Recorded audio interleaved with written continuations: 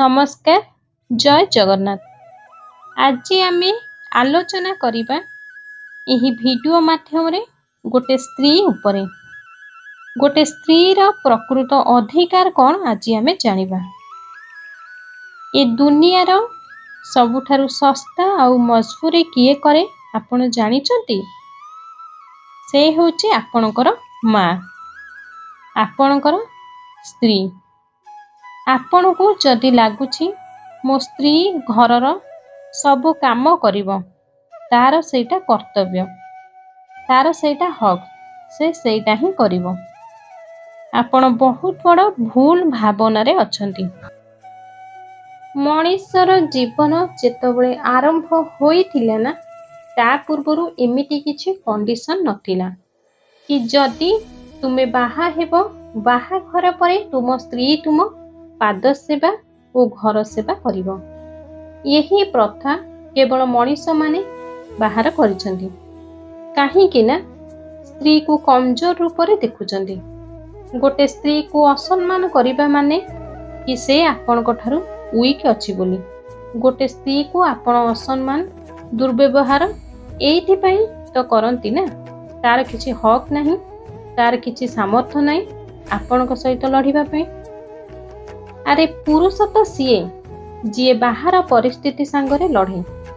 कमजोर पुरुष सीए जी बाहर परिस्थिति छाड़ी निज जीवन रो कठिन प्रॉब्लम को, कठिन समस्या को छाड़ी की निज स्त्री निज पिला मानक सहित, निज माँ मानक सहित लड़े। काहे कि ना ताकू लागे कि ये दुनिया को मु जीति पारिबी नाही, किंतु एमानक ठारू एटलिस्ट जीति जाए। किंतु काहे कि को स्त्री केबे चाहेनी कि मो स्वामी मो ठारू हारी जाऊ। को स्त्री केबे एटा भी चाहे नाही कि मो स्वामी रो परिस्थिति खराब थाउ बोली। जदि आपण को आपण को स्त्री कहूची कि मो कथा टिके सुनो, सांग मानक पाखको जाहो नाही, खराब पिला मानक सहित मिसो नाही, आपण को कौन लागे? तू कौन जानिचु? जेतबळे आपण को स्त्री आपण को कुहे कि एटा करो नाही, सेटा करो नाही, आपण को कौन लागे? तू ए दुनिया को कौन मो ठारू अधिक जानिचु?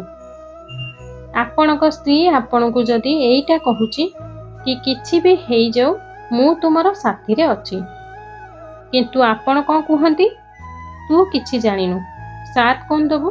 अरे तते तो किछि जणा नाही, मो सहित कोन घटुची कोन नाही, तू कौन प्रॉब्लम सॉर्ट आउट करिवो? आपण को पई प्रॉब्लम हेउची पैसा, आपण को परिस्थिति। आपण से संपर्क भालू केबे भी बुझी पारिबे नाही। जदि गोटे लोक आपण को बाहा हे के आसीची आ कहूची कि मु तुम सांगरे सारा जीवन अछि, ये सेई झियो जिए ता जीवन रो बहुत गुड़िए ड्रेस को फोपाड़ी, बहुत गुड़िए चॉइस को इग्नोर करिकी सिए आपण को चॉइस करिके बाहा हेची। आपण ताको सस्ता मजबूरी अवस्था रे देखुचंती। घरे जदि 5टी लोक अछंती, कोन से एका घरटा जाकर काम करिबा निहाती आवश्यक? फिर भी से स्त्री मुह तळको करिके सबु काम करे। आपण जेतबळे बाहा हेले आपण को घर लोक, ए समाज लोक एया सिखाइले कि स्त्री सब बळे आपण को पाद तळे, आ पुओ माने भाबंती आमे सर्वश्रेष्ठ। गोटे नारी सह संपर्क रखी गोटे नारी केवल पिला जन्म करे, आ गोटे नारी ठू आपण निजे जन्म हेई कि भी एथिरे आपण कहउछंती कि नारी चरित्र खराब, से किछि नुहे, से केवल घरे ही रहिबो।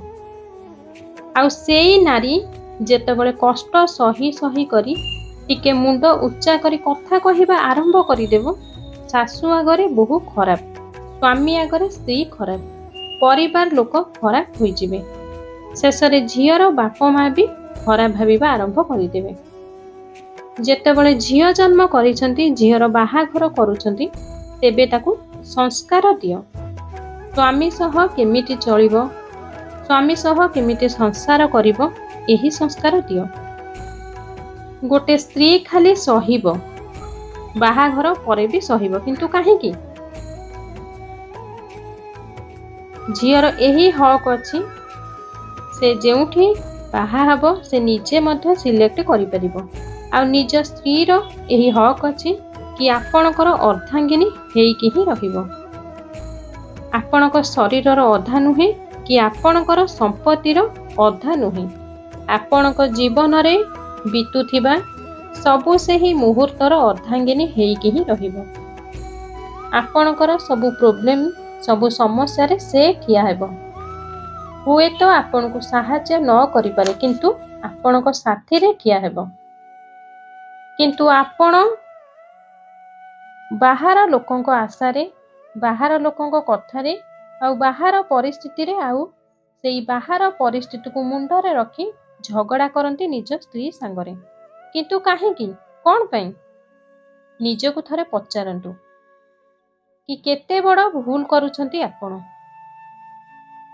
କେବେ ଆପଣ ଶୁଣିଛନ୍ତି ଗୋଟେ ଝିଅ ବାହା ହେଇ ଆସେ ଶାଶୁ ଘରେ, ସେ ତା ବାପା ମାଆକୁ କେବେ କହିପାରିବ ନାହିଁ କି ମୁଁ ଏଠି ଟର୍ଚର ହେଉଛି ବୋଲି। ଯଦି ଝିଅ ତା ମନ ଇଚ୍ଛାରେ ବାହା ହୋଇଯାଇଛି ତାହେଲେ ସେ କେବେ ହେଲେ କହିପାରିବ ନାହିଁ। ଆଉ ଯଦି ଝିଅକୁ ଆପଣ ନିଜେ ବାହା କରିଛନ୍ତି ତାହେଲେ ଝିଅ କୁହେ।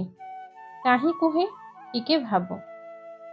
ଏଥିପାଇଁ ତ କୁହେ ନା, ଭରସା ଥିଲା ମୋ ବାପା ମାଆଙ୍କ ଉପରେ, ସେମାନେ ମୋତେ ଭଲ ଜାଗାରେ ବାହା ଦେଇପାରିଲେ ନାହିଁ। ଆପଣ ଯଦି ଏଇଟା ଜାଣିନାହାନ୍ତି ସ୍ତ୍ରୀର ପ୍ରକୃତ ହକ୍ ଆଉ ଅଧିକାର କ'ଣ, ତେବେ ଏହି ଭିଡ଼ିଓଟିକୁ ଧ୍ୟାନ ଦେଇ ଦେଖନ୍ତୁ।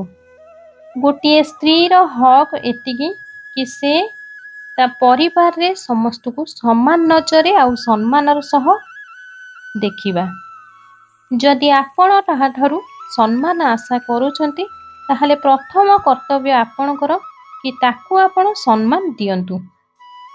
ଗୋଟେ ସ୍ତ୍ରୀର ଅଧିକାର ଏଇଟା ନୁହେଁ କି ସିଏ ଆସିଛି ଆପଣଙ୍କ ପରିବାରକୁ କେବଳ ଖାଇବାକୁ ଦେବ। ତ ଖାଇବା ବନାଇଲା ବେଳେ ଯଦି ଆପଣ ଫ୍ରି ଅଛନ୍ତି ତେବେ ତା ପାଖରେ ଯାଇ ଠିଆ ହୁଅନ୍ତୁ। କାରଣ ତାର ଆଉ କେହି ଦରକାର ନାହିଁ, ତାକୁ ତା ସ୍ୱାମୀ ଦରକାର, ଯାହାକୁ ସେ ବିବାହ ହୋଇ ଆସିଛି, ତା ସାଙ୍ଗରେ ଜୀବନ ସାରା ରହିବ। କିନ୍ତୁ ଆପଣ ନିଜ ସ୍ତ୍ରୀର ଖରାପ ଗୁଣ, ନିଜ ସ୍ତ୍ରୀର ଭୁଲକୁ ନିଜ ପରିବାରକ ଲୋକଙ୍କ ଆଗରେ କାହିଁକି କୁହନ୍ତି? ଆପଣ ଆଜି ନହେଲେ କାଲି ଆପଣଙ୍କ ସ୍ତ୍ରୀକୁ ମାଫ କରିଦେବେ, କିନ୍ତୁ ଆପଣଙ୍କ ଘର ଲୋକ ନୁହେଁ। ସ୍ୱାମୀ ସ୍ତ୍ରୀ ସମ୍ପର୍କ ଭିତରେ ଯଦି ଆପଣ ଅଛନ୍ତି ତେବେ ମ୍ୟୁଚୁଆଲ ଅଣ୍ଡରଷ୍ଟାଣ୍ଡିଂ ନିହାତି ଆବଶ୍ୟକ। ଯଦି କିଛି ପ୍ରୋବ୍ଲେମ୍ ହେଇଛି, ଯଦି କାହାର ଭୁଲ ଅଛି, ତେବେ ଦୁହେଁ ଦୁହିଁଙ୍କୁ କଥା ହୋଇ ତାକୁ ସମାଧାନ କରିବା ଉଚିତ। ନିଜ ପ୍ରୋବ୍ଲେମ୍, ନିଜ ସମସ୍ୟା ନିଜ ସ୍ୱାମୀ ସ୍ତ୍ରୀ ଭିତରେ ଥିବା ପ୍ରାଇଭେସି ଘର ଆଗରେ, ସାଙ୍ଗସାଥିମାନଙ୍କ ଆଗରେ ରହିବା ଅନୁଚିତ, ଯାହା ଫଳରେ କି ବାହାର ଲୋକ ଆପଣଙ୍କର ଫାଇଦା ଉଠାନ୍ତି। ଆପଣ ଜାଣିଛନ୍ତି ଗୋଟିଏ ପୁଅ ପାଇଁ ତା ଜୀବନରେ ସବୁଠୁ ସ୍ୱର୍ଗ ଏଇଟା ଯଦି ତାକୁ ଗୋଟେ ଭଲ ସ୍ତ୍ରୀ ମିଳିଛି, ଭଲ ପାର୍ଟନର ମିଳିଛି। କିନ୍ତୁ ଆପଣ ଗୋଟେ ଭଲ ପାର୍ଟନରକୁ ନ ଚିହ୍ନି ପାରି ତାକୁ ହିଁ ଖରାପ ନଜରରେ ଷ୍ଟାର୍ଟିଂରୁ ଦେଖନ୍ତି। କ'ଣ ପାଇଁ? ଟିକେ ଆପଣ ମାଇଣ୍ଡକୁ ପରିବର୍ତ୍ତନ କର, ନିଜ ମେଣ୍ଟାଲିଟିକୁ ଚେଞ୍ଜ କର। ଆଉ ଏଇଟା ଭାବ ଯେ ଯେତିକି ମୋର ହକ୍ ଅଛି, ଯେତିକି ମୁଁ, ସେତିକି ମୋର ସ୍ତ୍ରୀର। ଆଉ ସ୍ତ୍ରୀର ଅଧିକାରକୁ କେବେ ବି ଛିନ୍ନ କରିବେ ନାହିଁ। ସ୍ତ୍ରୀକୁ କେବେ ବି ବେସମ୍ମାନ କରିବେ ନାହିଁ, ଅସମ୍ମାନ କରିବେ ନାହିଁ। ତା ହକ୍ ତାକୁ ଦେବେ। ଯଦି ଆଜି ଆପଣ ଆପଣଙ୍କ ସ୍ତ୍ରୀକୁ ହକ୍ ଦେଇପାରିଲେ ନାହିଁ, କାଲି ଏ ସମାଜ ଆପଣଙ୍କୁ ହକ୍ ଦେବନି। ଆଜି ଆପଣଙ୍କର ବଳ ଅଛି, ବୟସ ଅଛି, ମନ ଅଛି, ଧନ ବି ଅଛି, ଆପଣ ଚଳିଯିବେ, ଅତ୍ୟାଚାର ଉପରେ ଅତ୍ୟାଚାର କରିଯିବେ। କିନ୍ତୁ ଦିନ ଏମିତି ଆସିବ, ମୁଁ ଆପଣଙ୍କୁ କହୁଛି, ଆପଣ ବହୁତ ଟର୍ଚର ସହିବେ। ଆଉ ସେ ଟର୍ଚରର ପରିମାଣ କେବଳ ଆପଣଙ୍କ ସ୍ତ୍ରୀ। କାହିଁକି ନା ଆପଣ ଗୋଟେ ନାରୀ, ଗୋଟେ ଲକ୍ଷ୍ମୀକୁ ସମ୍ମାନ ଦେଇପାରିଲେ ନାହିଁ। ଯେଉଁ ଲକ୍ଷ୍ମୀକୁ ବାହା ହୋଇ ତାକୁ ସମ୍ମାନ ଦେଇ ପାରୁନାହାନ୍ତି ତାହେଲେ ଆପଣଙ୍କ ଜୀବନରେ ଯେତେ ଧନ ଇନକମ୍ କରନ୍ତୁ ନା କାହିଁକି ସେ ଧନ ବହୁତ କମ୍ ହେବ, ବହୁତ ସ୍ୱଳ୍ପ, ଆଉ ସେ ସମୟ ବି ସ୍ୱଳ୍ପ, ଆଉ ଆପଣଙ୍କ ଲାଇଫ୍ ବି ସ୍ୱଳ୍ପ ହେଇଯିବ। ବହୁତ ଜାଗାରେ ଆପଣ ଦେଖିଥିବେ ସ୍ତ୍ରୀକୁ ନିର୍ଯାତନା ନିଜ ସ୍ୱାମୀ ନିର୍ଯାତନା ଦେଉଛି। ଶାଶୁ ଶ୍ୱଶୁର ଆଉ ଶାଶୁ ଶ୍ୱଶୁର ଭିତରେ ଥିବା ସମ୍ପର୍କୀୟ ସେମାନେ ଏଥିରେ କ'ଣ କରିପାରିବେ? ଯଦି ଆପଣ ନିଜେ ସ୍ୱାମୀ ହୋଇ ସପୋର୍ଟ ନ କରିବେ ତାହେଲେ ବାହାର ଲୋକ ଆପଣଙ୍କ ସ୍ତ୍ରୀକୁ କ'ଣ ସପୋର୍ଟ କରିବେ? ସେ କାହା ଉପରେ ଆଶା ରଖିବ? ଗୋଟେ ନାରୀକୁ ତ ଭଲରେ ରଖିପାରିଲେ ନାହିଁ, ତା ଲାଇଫକୁ ଆପଣ ବର୍ବାଦ କରିଦେଲେ, ତାର ସବୁ ଖୁସିକୁ ଆପଣ ବର୍ବାଦ କରିଦେଲେ। ସବୁବେଳେ ଗୋଟେ କଥା ମନେ ରଖିଥିବେ, ଗୋଟେ ସ୍ତ୍ରୀକୁ ଟଙ୍କା ପଇସା ସୁନା ଗହଣା ଦରକାର ନାହିଁ, ତାକୁ ଦରକାର ଗୋଟେ ସ୍ୱାମୀର ସୁଖ, ସ୍ୱାମୀର ସମ୍ମାନ, ସ୍ୱାମୀଠୁ ତାର ଅଧିକାର ଦରକାର।